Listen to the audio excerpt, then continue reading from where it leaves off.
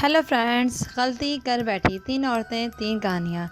अम्मा 20 बरस की उम्र में बेवा हो गई थीं। सभी ने कहा अभी उम्र कम है और शादी कर लो। बाप बेचारा बूढ़ा है, तुम कब तक इस ज़ईफ़ के कंधों का बोझ बनी रहोगी।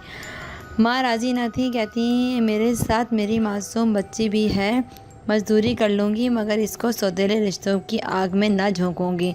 कहते हैं कि बेवा की जवानी के जाड़े की चांदनी है, ज़बान होने के बावजूद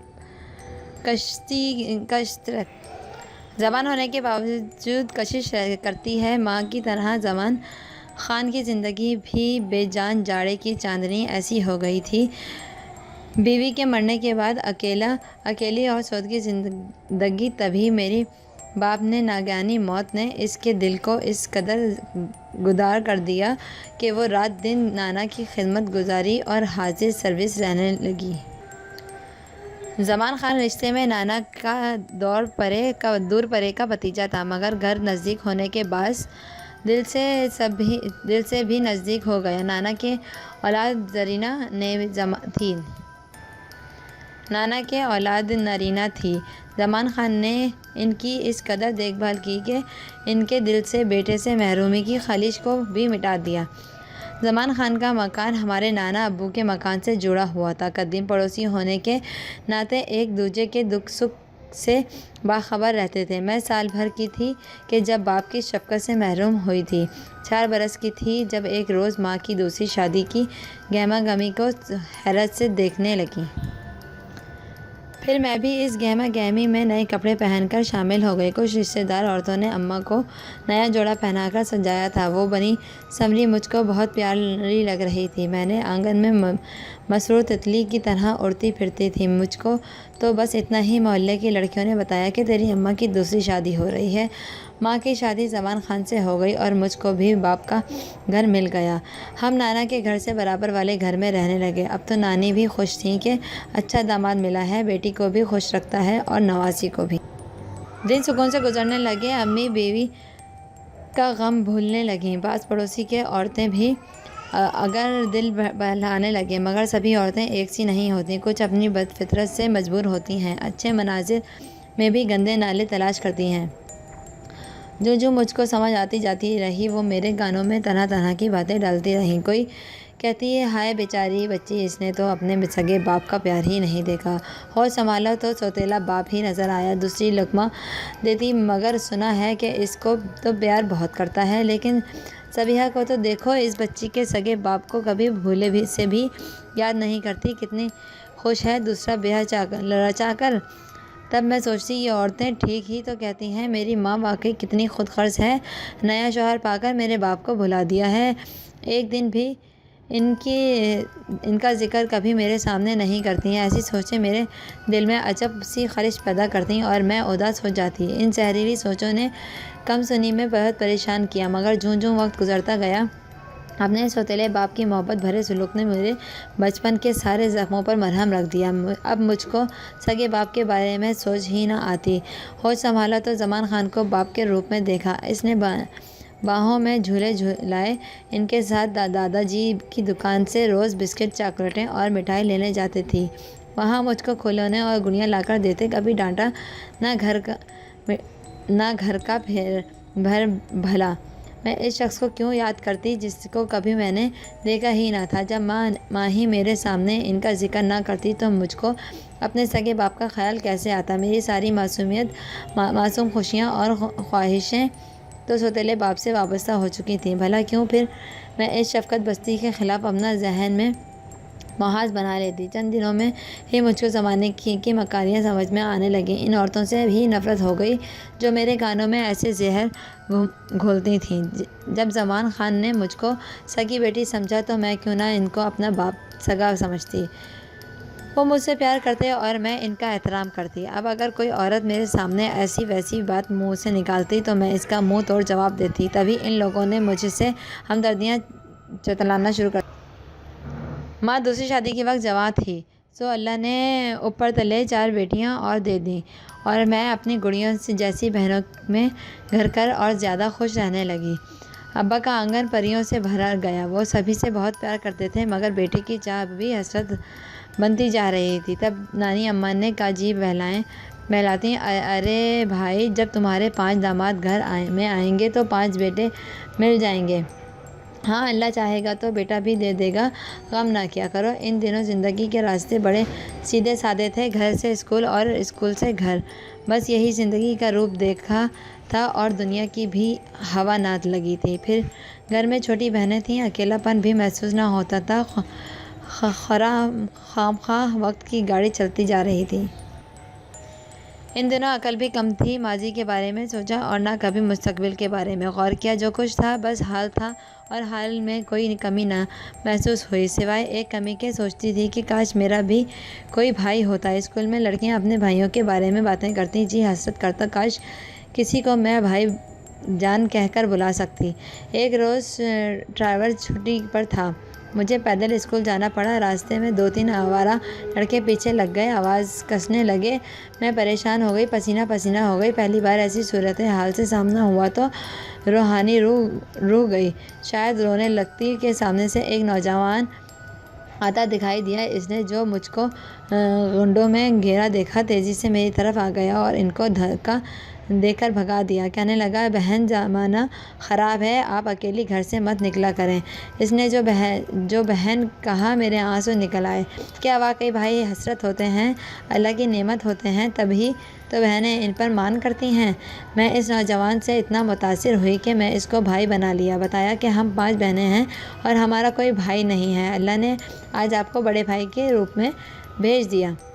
اس کا نام الطاف تھا۔ اس نے کہا کہ وہ قریبی شہر سے یہاں پڑھنے آیا ہوا ہے، انجینئرنگ کا طالب علم ہے اور ہاسٹل میں رہتا ہے۔ اس روز اس نے اسکول تک مجھے چھوڑا، راستے میں اس کا ہاسٹل تھا، وہ بھی دکھایا کہ وہ میں سامنے فلاں روم میں نمبر میں رہتا ہوں، کبھی ضرورت ہو تو چوکیدار کو کہہ کر مجھے بلوا سکتی ہو۔ اس کا ہاسٹل ہمارے اسکول کے نزدیک تھا۔ میں نے چھٹی کا ٹائم بتا دیا تھا، چھٹی کے وقت وہ اسکول کے باہر کھڑا تھا۔ اسی روز مجھ کو گھر تک چھوڑنے بھی آیا، میں نے اپنا گھر دکھا دیا۔ اس کے بعد کبھی کبھی پیدل جانا ہوتا، میں ہاسٹل کے پاس ٹھہر کر چوکیدار سے کہتی، الطاف بھائی اوپر ہیں تو ذرا بلا دو، میں ان کی بہن شمائلہ ہوں۔ اگر وہ اوپر موجود ہوتے تو چوکیدار بلا لاتا، ورنہ کہہ دیتا کہ کالج گئے ہوئے ہیں۔ اس طرح ہماری کبھی کبھی ملاقات ہو جاتی اور ہم راستہ باتیں کرتے کرتے طے کر لیتے۔ سال گزرتا گیا تو الطاف بھائی کے سالانہ امتحان قریب آ گئے۔ وہ اب اکثر ہاسٹل میں ہوتے، امتحان کی تیاری کرتے۔ جب میں بلواتی آ جاتی، اسکول تک ساتھ دیتے، اکثر مجھے واپسی پر گھر تک بھی چھوڑ دیتے۔ مجھ کو بڑے بھائی کی خواہش تھی اور ان کو بہن کی۔ ہم نے اس مقدس رشتے کو جوڑا، دونوں کی خواہش پوری ہو گئی، مگر یہ مقدمہ رشتہ زیادہ دن تک چل نہ سکا کیونکہ امتحانات ہو گئے، وہ اپنے شہر چلے گئے، ان کی تعلیم کا دورانیہ ختم ہو گیا تھا۔ 1 سال بعد الطاف بھائی ایک روز اچانک مجھے ایک شاپ پر مل گئے، بہت خوش ہوئے، میں بھی خوش ہوئی۔ شکوہ کیا، کیسے بھائی بنے ہو کہ پلٹ کر دیکھا بھی نہیں۔ کہنے لگے، کیسے تمہارے گھر ملنے آتا، تم نے کبھی نہ گھر والوں کو اس سے ملوایا اور نہ گھر کے اندر بلایا، لیکن اب میری نوکری یہاں ہو گئی ہے تو تم میرے گھر آ سکتی ہو، کیونکہ میری شادی ہو گئی ہے اور تمہاری بھابھی گھر میں ہوتی ہیں، کیا اپنی بھابھی سے نہ ملو گی؟ ہاں، اب میں امی جان کو آپ کے بارے میں بتا دوں گی، پھر ان کے ساتھ آپ کے گھر آؤں گی اپنی بھابھی سے ملنے۔ کیوں؟ صحیح نا؟ کیا تم پسند کرو گی اگر میں تم کو چوڑیاں لے کر دوں؟ کیونکہ ہمارے ہاں شادی پر بھائی اپنی بہنوں کو چوڑیاں دیتے ہیں۔ نہیں، رہنے دیں، میں نے جواب دیا، چوڑیاں گھر لے کر جاؤں گی تو امی سے کیا کہوں گی؟ پہلے ان کو بتا دوں آپ کے بارے میں، پھر لے لوں گی چوڑیاں بھی۔ یہ کہہ کر میں گھر آ گئی۔ الطاف بھائی نے تو میرا گھر دیکھا ہوا تھا، مگر میں نے ان کا گھر نہیں دیکھا تھا۔ کئی بار سوچا کہ امی کو ان کے بارے میں بتا دوں، پھر ڈر بھی لگا کہ اگر انہوں نے ڈانٹ دیا تب کیا کروں گی۔ اسی گفتگو میں نہ بتا سکی۔ میٹرک پاس کر لیا تھا، کالج میں داخلہ لینا تھا، لہٰذا یہ سوچ کر چپ ہی رہی کہ پہلے کالج جانے کی اجازت تو مل جائے، ایسا نہ ہو امی جان ایسی باتیں سنا کر رکاوٹ ڈال دیں۔ کالج میں داخلہ لے لیا، نئی زندگی کا نیا روپ دیکھا، ان دنوں بہت خوش تھی۔ کچھ دن بعد ہمارے کالج میں فنکشن تھا، فنکشن ختم ہوا، کالج سے نکلی تو الطاف بھائی مل گئے۔ وہ اپنی بیگم کو لینے آئے ہوئے تھے، جن کی بھتیجی اس کالج میں پڑھتی تھی، اور اس نے الطاف بھائی کی بیوی کو فنکشن میں انوائٹ کیا تھا۔ آگے بڑھ کر ٹپاک سے ملی اور اپنے بیگم سے ملوایا۔ ان کی بیگم بولی شمائلہ آج موقع اچھا ہے، ہمارا گھر دیکھ لو، پھر امی کو لے کر آنا۔ میں نے تھوڑی دیر سوچا۔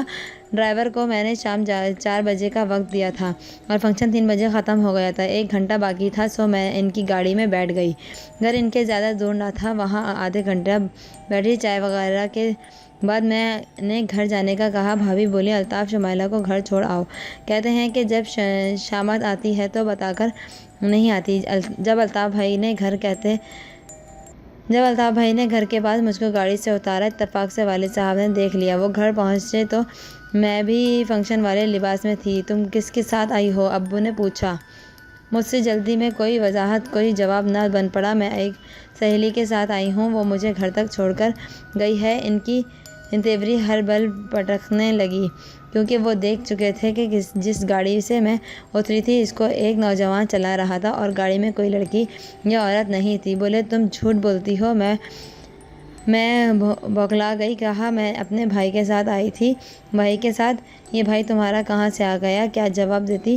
ہمت کر کے کہا، وہ منہ بولا بھائی ہے، بکواس مت کرو۔ ان کا چہرہ غصے سے سرخ ہو گیا۔ یہ بال میں نے دھوپ میں سفید نہیں کیے، کیا اس دن کے لیے کالج جانے کی رٹ لگا رکھی تھی؟ اتنے میں امی آ گئیں۔ کیا بات ہے زمان، کیوں خفا ہو رہے ہو؟ اس سے پوچھ لو کہ یہ کس کے ساتھ تھی، کاروں میں لفٹ لیتی ہی پھرتی ہے۔ یہ کہہ کر وہ اپنے کمرے میں گھس گئے۔ امی کو بھی وہی بتایا جو ابو سے کہا تھا۔ امی نے میری کسی بات کا یقین نہ کیا۔ ابو نے ان کو ہدایت کر دی کہ شمائلہ کا کمرہ الگ کر دو اور میری بیٹیوں سے اس کو دور رکھو۔ کل کلاں وہ بھی اس کے نقش قدم پر چل پڑی۔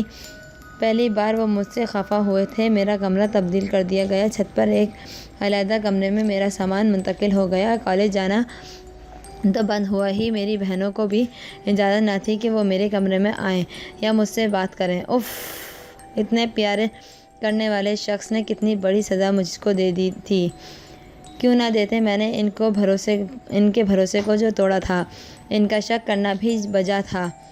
یہ منہ بولے بھائی کا قصہ میرے لیے حقیقت ہو سکتا تھا، دیکھنے والوں کے لیے نہیں۔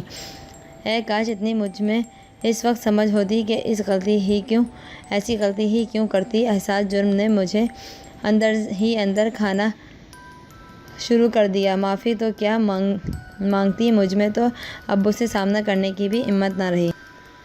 ریحان میرے سوتیلے والد کا بھتیجا تھا۔ اس کو باپ کی وفات کے بعد دایا نے بڑے لاڈ سے پالا تھا۔ جب ان کا انتقال ہو گیا تو ابو اس کو اپنے ساتھ لے آئے اور کالج میں داخل کروا دیا۔ اس کو آئے 8-10 ماہ گزر چکے تھے۔ ابو نے بیٹھک سے مستقل کمرہ جو گیسٹ روم کے طور پر بنوایا تھا، رہنے کو اسے دے دیا تھا۔ لڑکیوں والا گھر تھا تو وہ بہت کم گھر میں آتا، صرف کھانا کھانے یا کبھی جب ابو بلاتے ان کے کمرے میں آ بیٹھتا۔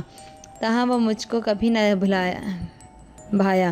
پہلے روز سے ہی عجیب نظروں سے اس نے مجھے دیکھا اور میرے دل سے اتر گیا۔ کبھی بات کرنے کی کوشش بھی کی تو میں اس سے بات نہ کرتی تھی۔ جب اس کو اس امر کا علم ہوا کہ میں کالج سے واپسی کسی اجنبی نوجوان کی گاڑی میں آئی تھی، تبھی ابو مجھ سے ناراض ہیں اور سزا کے طور پر کمرہ علیحدہ کر دیا گیا ہے۔ اس نے موقع پر پا کر چھت پر میری دل جوئی کی کوشش کی۔ اس نے اس کو ڈانٹ دیا، میں تم سے بالکل بھی بات نہیں کرنا چاہتی۔ ابو امی گھر پر نہیں ہیں تو کیوں اوپر آ گئے ہو؟ وہ پہلے ہی مجھ سے ناراض ہیں۔ ناراض تو وہ تمہارے کرتوتوں کے سبب ہیں، نہ تم عشق عاشقی کا کھیل رچاتی نہ وہ ناراض ہوتے۔ اس نے جل بھن کر جواب دیا۔ مجھے بھی غصہ آ گیا۔ میں نے چپل اٹھا کر اس کو دے ماری اور غصے میں چلائی، چلے جاؤ، فوراً نکلو میرے کمرے سے۔ اچھا تو یہ بات ہے، غیروں پر عنایتیں اور اپنوں کو دھکا کار۔ معلوم ہے کہ چچا تمہاری شادی کس سے کرنے والے ہیں؟ میرے تن بدن میں آگ لگ گئی۔ دوسری چپل بھی اس کو کھینچ ماری جو اس کے منہ پر جا کر لگی۔ وہ بھنا اٹھا، بولا آج تم نے جو میری بے عزتی کی ہے اس کا بدلہ لے کر رہوں گا۔ وہ سیڑھیاں اتر کر چلا گیا۔ ملازمہ کا کمرہ بھی چھت پر میرے کمرے کے ساتھ تھا، لیکن وہ رات کو بھی سونے آتی تھی، دن بھر نیچے کام کرتی رہتی تھی۔ اس نے یہ تماشا نہیں دیکھا، ورنہ وہ ضرور مزاحمت کرتی۔ میرے والدین ایک فوتگی میں گئے ہوئے تھے۔ چند گھنٹوں بعد وہ آ گئے۔ ان کو علم ہوا کہ پیچھے کیا ہوا ہے۔ امی اوپر آئیں، کہنے لگیں شمائلہ آ کر ابو سے معافی مانگ لو، وہ اتنے برے نہیں ہیں، لیکن باپ ہونے کے ناطے تو ظاہر ہے ایسی باتوں پر غصہ تو کیا ہی چاہتا ہے۔ میں تو پہلے ہی ریحان کی وجہ سے اپ سیٹ تھی۔ کہا امی آپ جائیے، مجھے پتہ چل گیا ہے کہ سوتیلا باپ سوتیلا ہی ہوتا ہے۔ اگر ان کی بیٹی سے ایسی غلطی ہو جاتی تو کیا وہ اس کو اوپر چھت پر یوں پھینک دیتے؟ مانگ لوں گی کسی وقت ان سے معافی۔ ابھی آپ جائیے۔ میرا خراب موڈ دیکھ کر وہ چلی گئیں۔ اس رات جب سب گھر والے سو رہے تھے اور مجھے نیند نہیں آ رہی تھی، میں نے کمرے میں آہٹ سنی، ڈر گئی۔ کون ہے؟ بے اختیار بولی۔ میرے منہ سے یہ الفاظ نکلے ہی تھے کہ ریحان نے ٹارچ کی روشنی کی اور بولا میں ہوں، اور اگر اپنی عزت مطلوب ہے تو خاموش رہ کر میری بات سن لو۔ یہ کوئی بات کرنے کا وقت ہے؟ دفع ہو جاؤ یہاں سے۔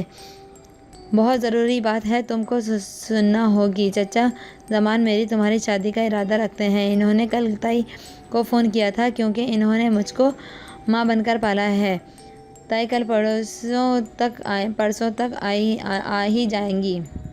میں تم سے یہی پوچھنے آیا تھا کہ کیا تم اس رشتے سے راضی ہو؟ اس روز بھی یہی بات کرنا تھی، مگر تم نے بات سننے کی بجائے چپل میرے منہ پہ مار دی تھی۔ میں نے دانت بیچ کر کہا آخر تم کیا چاہتے ہو؟ کیا سوتیلا باپ مجھ کو اب تمہاری وجہ سے بدکردار کہہ کر گھر سے نکال دے؟ جو بھی بات ہے آدھی رات کو یہاں آ کے کرنے کی کیا ضرورت ہے؟ اپنی مرضی سے تم کو مجھے ابھی بتانی پڑے گی، ہاں یا نہ۔ تم جان بوجھ کر مجھے زچ کرنے آئے ہو، بدلہ لینے؟ ابھی چکھاتی ہوں تم کو مزہ۔ یہ کہہ کر میں نے زور کی چیخ ماری اور چور چور کا شور مچا دیا۔ برابر والے کمرے سے ملازمہ دوڑی آئی اور چور چور کا سن کر وہ بھاگتی ہوئی نیچے چلی گئی۔ ملازمہ کے جاگنے سے ابو گھبرا کے اوپر آئے، ان کو ہاتھ میں پستول تھا۔ ریحان ان کو آتے دیکھ کر میرے کمرے سے نکل کر سیڑھیوں کی طرف سر پیٹ دوڑا۔